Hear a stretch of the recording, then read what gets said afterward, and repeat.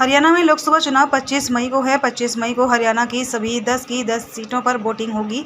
चुनाव प्रचार के अंतिम 2 दिन का समय शेष रह गया है। हरियाणा में सभी लीडर अब चुनाव प्रचार में तेजी ला रहे हैं। इसी कड़ी में भाजपा लोकसभा उम्मीदवार डॉक्टर अशोक तंवर भी बैक टू बैक कार्यक्रम कर लोगों को भाजपा के पक्ष में वोट डालने की अपील भी कर रहे हैं। भाजपा लोकसभा उम्मीदवार डॉक्टर अशोक पवार ने आज सिरसा में कई कार्यक्रमों में शिरकत की और लोगों से भाजपा के पक्ष में वोट करने की अपील भी की। इस मौके पर डॉक्टर अशोक तंवर की जुबान पर अपनी पुरानी पार्टी यानी कि कांग्रेस पार्टी रही है। अशोक तंवर कांग्रेस पार्टी को खूनी पंजा करार दे दिया है। उन्होंने कहा कि कांग्रेस के हाथ का निशाना लोगों के हाथ काट काट कर बनाया गया है, इसलिए अब हरियाणा और देश की जनता कांग्रेस के साथ नहीं रहने वाली है।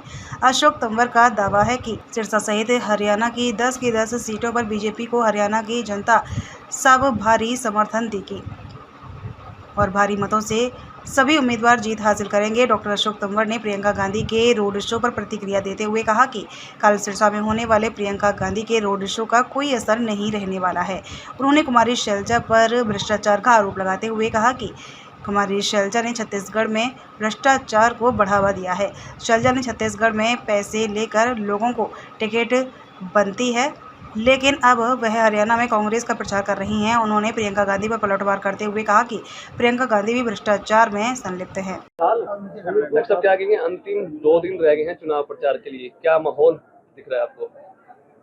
देखिए, हम तो भारतीय जनता पार्टी पूरे 5 साल वो लोगों की सेवा करती है, अभी भी सेवा का संकल्प लेकर के चल रहे हैं। चुनाव तो सिर्फ ये दूसरे जो दल हैं वो सिर्फ चुनाव के लिए आते हैं, चुनाव सिर्फ चुनाव में दिखते हैं और चुनाव के बाद बरसाती मेंढक की तरह गायब हो जाते हैं। तो हम तो लगातार कर ही रहे हैं। जहाँ तक चुनाव प्रचार अभियान है, आज हमें 72-73 दिन हो गए, तो पूरा जोश में है। पूरा संसदीय क्षेत्र नरवाना, वहाँ पर हथो कोयल से लेकर के कलायत के बॉर्डर से लेकर के तलवाड़ा और चौटाला बनी तक चारों तरफ 9 के 9 हलकों में एक तरफा लहर है और बहुत बड़े वोट के अंतर के साथ भारतीय जनता पार्टी 10 की 10 सीटें जीतेगी और सिरसा भी एक नया इतिहास बनाएगा, एक नया रिकॉर्ड कायम करेगा। प्रियंका गांधी का रोड शो भी है, क्या मानते हैं? मैं प्रियंका जी से एक ही सवाल पूछना चाहूँगा कि ऐसे भ्रष्ट लोगों के लिए जो टिकटें बेचने का काम करते हैं, जो पार्टी को कमज़ोर करते हैं, यही काम इन्होंने हरियाणा में 2019 में किया। अब छत्तीसगढ़ में करके आए हैं। छत्तीसगढ़ के लोग यहाँ पर आए, उन्होंने अपनी बात रखी। या तो वो खुद इसमें लिप्त हैं, वो खुद करवाते हैं, या फिर मैं समझता हूँ कि ऐसे लोगों को अगर संरक्षण देते हैं तो ये दुर्भाग्यपूर्ण है। और इसीलिए मेरे जैसे साधारण परिवारों के लोग वो आखिर में पार्टी को अलविदा कह देते हैं। तो ये शोषण की व्यवस्था, ये लूटने की व्यवस्था, ये देश को कमज़ोर करने की सोच, ये कब तक चलेगी? तो मुझे तो लगता है कि ऐसे लोगों के लिए जनता ही जवाब देगी और कोई नहीं देगा।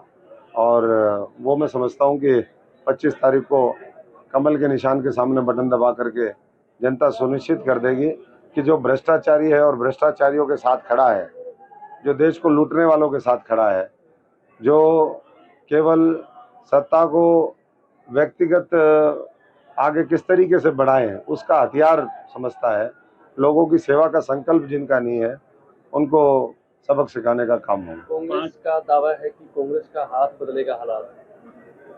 कांग्रेस का हाथ, ये हमारे जैसे साधारण परिवारों के किसान, मजदूर, गरीब आदमी का हाथ काट करके, उनकी मजदूरी मार करके ये हाथ का सिंबल उनका बना है। ये कटा हुआ हाथ किसी काम का नहीं है।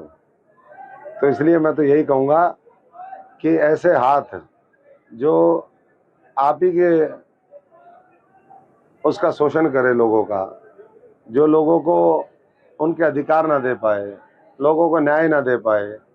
आप कल्पना करिए कि देश में मोदी जी के आने के बाद 12 करोड़ शौचालय बने, देश में 4 करोड़ लोगों को पक्के मकान दिए, 80 करोड़ लोगों को मुफ्त राशन दिया, पीने का पानी भी पूरे देश में उपलब्ध नहीं था। इसी तरीके से उनको उज्ज्वला योजना, तमाम तरह की और बातें। तो ये लोग बुनियादी सुविधाएं तक 55-60 साल के अपने राजनीतिक जीवन में नहीं दे पाए, इतना लंबे समय तक देश ने देखा, तो अब क्या करेंगे। इसलिए गांधी जी का जो कथन था, आज़ाद जब देश हुआ, उन्होंने कहा कि भाई कांग्रेस को डिसबैंड कर दो, बंद कर दो, ख़त्म कर दो। अब जो इसका पर्पज़ था वो सिद्ध हो गया। तो अब गांधी जी की हत्या के बाद, उनके डेथ के बाद, मैं समझता हूँ कि इतने साल बाद वो लोग जो परिवारवाद के पोषक बने रहे, अब देशवासियों को ये समझ में आ गया कि भाई अब ऐसी ताकतों से हमें छुटकारा पाना है।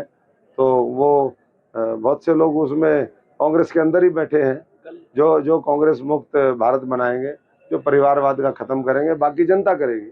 कल 5 चरण के चुनाव हो चुके हैं। कल अमित शाह जी ने कहा कि 310 320 तक हम पहुंच चुके हैं, आगे 400 तक जल्दी ही पहुंच जाएंगे 2 साल में। क्या लगता है आपको? बिल्कुल, भारतीय जनता पार्टी जमीन से फीडबैक लेकर के, लोगों से बात करके अपने उम्मीदवार उतारती है और उसी के हिसाब से रणनीति बनती है, कहाँ किसको साथ जोड़ना है, नहीं जोड़ना है।